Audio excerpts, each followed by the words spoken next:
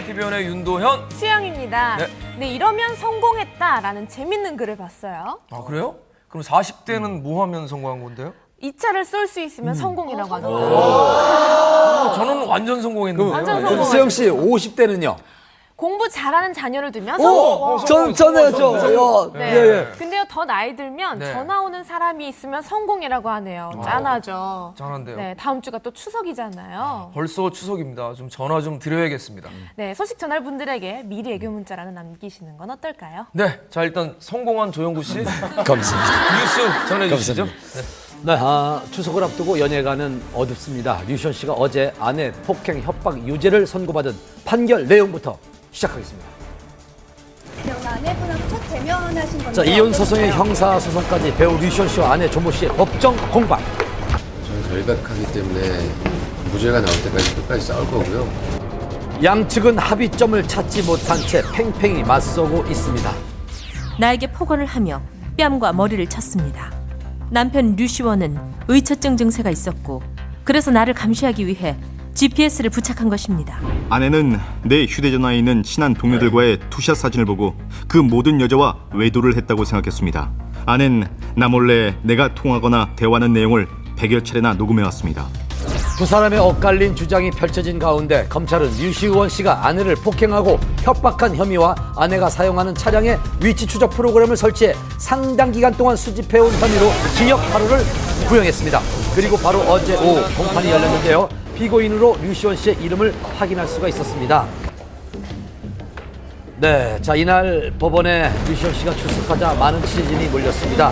어두운 표정과 힘으로 일관한 모습입니다.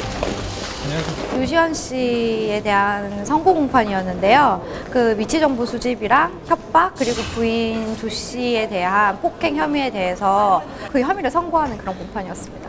이혼 소송과는 별개로 진행된 형사 재판에 대한 선고 공판. 재판부는 류시원 씨에게 벌금 700만 원을 선고했습니다. 결정적인 증거는 바로 음성 파일 녹취 CD였습니다. 제출된 녹음 증거에 살과 살이 부딪히는 소리 등이 들리는 것으로 볼 때 상당히 약한 강도라도 부인을 폭행한 점이 인정된다. 아내를 협박한 혐의에 대해서는 부인 차량에 몰래 GPS를 부착했을 뿐 아니라 사람을 고용해 행적을 감시할 수도 있다는 취지의 발언을 한 점도 인정된다. 비록 부부 사이에 말다툼 끝에 나온 발언이라고 하더라도 피해자에게 공포심을 느끼게 하기에 충분하다. 위치 정보 수집에 대해서는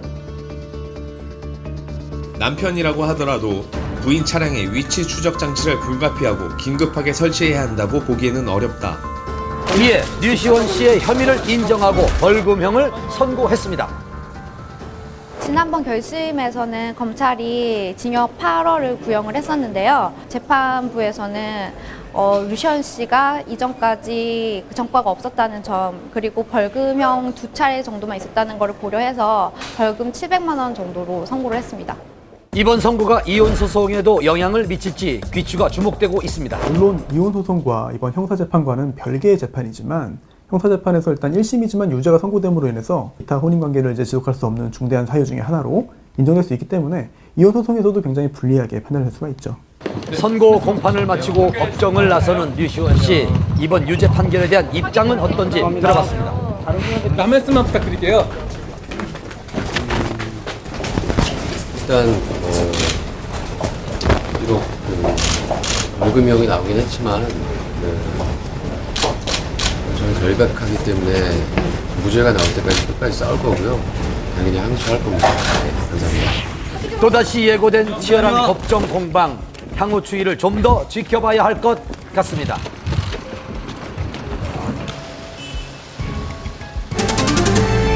배우 정운택 씨가 지난 새벽 침을 뱉고 고성이 오가는 폭행 시비가 붙으며 무면허 운전도 적발됐습니다. 배우 정운택 씨가 불구속 입건됐습니다. 영화 친구와 두사부일체를 통해 개성 강한 연기로 활약했던 정운택.